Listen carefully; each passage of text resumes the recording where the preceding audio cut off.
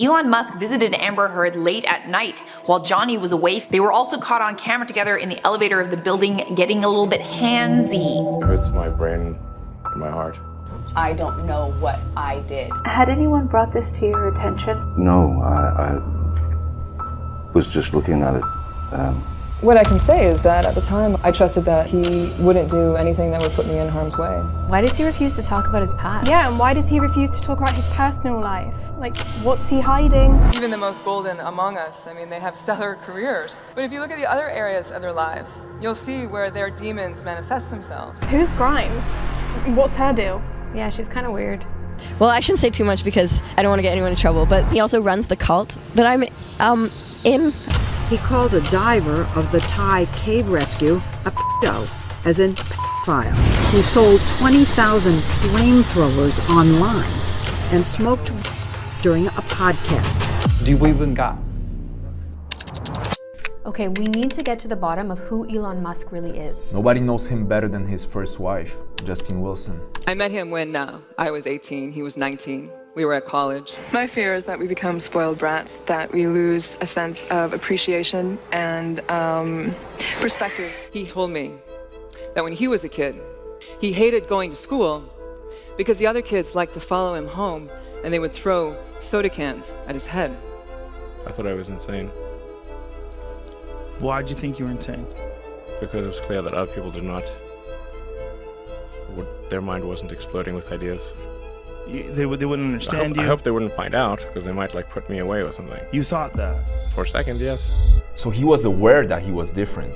Yeah, he revealed on SNL that he has Asperger's syndrome. I'm actually making history tonight as the first person with Asperger's to host SNL. What's that? Asperger's syndrome is considered to be on the mild end of the autism spectrum. People with AS find social interactions more challenging. What does that mean? It means that it was harder for him to fit in. And people picked up on that. When I was in high school, we called them geeks. And it was not a compliment. When I was a child, there's one thing I said. What is it? I never want to be alone. So he sought refuge in computer games, which got him into coding, which led to the creation of his first company, which he sold by the time he was in his mid-20s. So, nobody is throwing cans at him now. It's just a moment in my life. How many kids did they have? 6. I'm only counting 5. I had a son who died at 10 weeks. It was called a SIDS-related incident. And I went to Burning Man, I think 6 times after that happened. And I had a ritual I would do. And I would go to the Temple of Loss, but I always found a place on one of the walls, and I would write, Nevada Alexander Musk. He was a good baby. And then they would set the temple on fire. And that ritual was incredibly comforting to me. Did Elon ever talk about it? No. He just threw himself into his work. Creating a company is almost like having a child. So it's sort of like, how do you say your child should not have food? So once you have the company, you have to feed it and nurse it and take care of it, even if it ruins you. Yeah.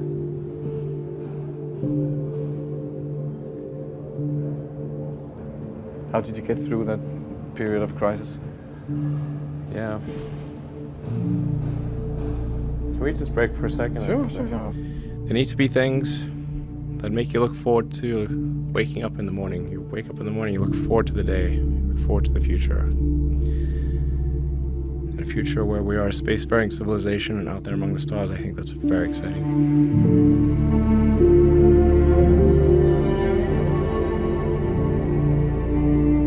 Darkness does not have to mean evil.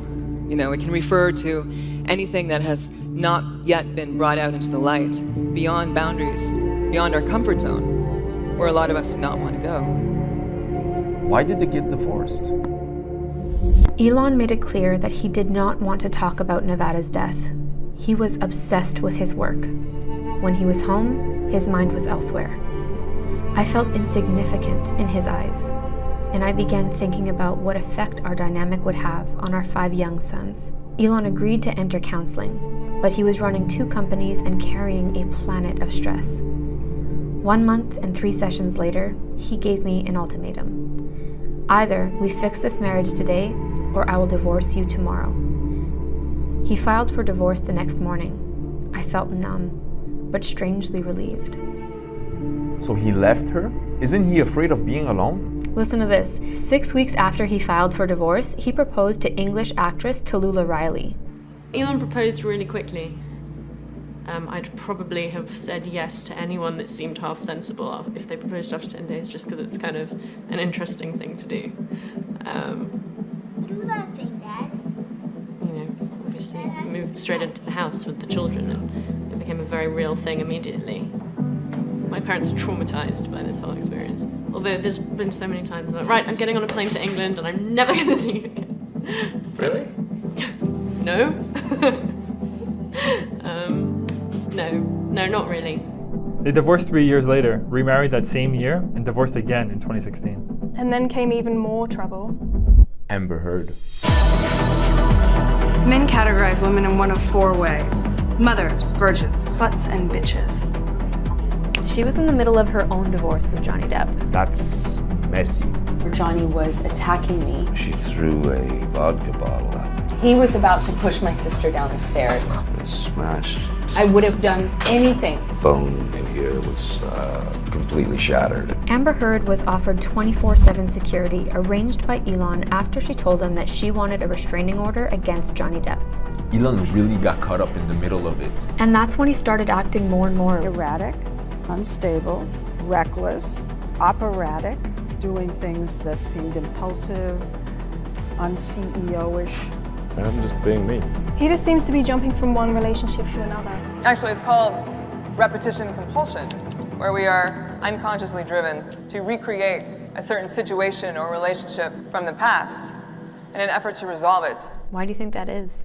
He opened up to Rolling Stones right after his breakup with Amber Heard. I just broke up with my girlfriend. I was really in love, and it hurt bad. Well, she broke up with me more than I broke up with her, I think. I've been in severe emotional pain for the last few weeks. It's so hard for me to even meet people. I've seen you speak in person, we've watched some of your interviews. Like, sometimes you seem visibly sad. No one should put this many hours into work. This is not good. And people should not work this hard. They should not do this. It's very painful. Painful in what sense? It hurts my brain and my heart. Here's what the interviewer wrote. I eventually tell him that it may not be a good idea to jump right into another relationship. He may want to take some time to figure out why his previous relationships haven't worked in the long run. If I'm not in love, if I'm not with a long-term companion, I cannot be happy. I explained that needing someone so badly that you feel like nothing without them is textbook codependence. Musk disagrees strongly. It's not true. I'll never be happy without having someone. Going to sleep alone kills me. In this moment, he seems like a child who's afraid of abandonment. And that may be the origin story of Musk's super ambitions. So this implies that somehow he's still that bullied kid afraid of abandonment. What does he need to learn? If I've had a really rough day and I'm like crying, I always make like good music. Like if I'm just like, ah. Hey, I'm Grimes. You know me as the girl who plays with fire. Ah! But this is the song I roll you in the dark. She's got alien scars tattooed on her back. And she had a speech impediment as a kid, and she was severely bullied for it. Just like Elon. I like dark things. I like everything bad means good music. That's why I don't mind if like shitty things happen to me, because then it means I make better art usually. She's showing Elon that there's power in accepting your darkness. You can leverage it. You can create something with it. As creatives, our job is to uncover what lies in the darkness and give it new life, new identity. There are people who learn how to interrogate that darkness instead of being crushed by it. And they use their art and their magic and their tech and their intellect to not only show us who we are in a way that we can understand and accept, but also who we can be. They create new tribes and new worlds that call their people home. The best stories are the ones that we surface from the dark.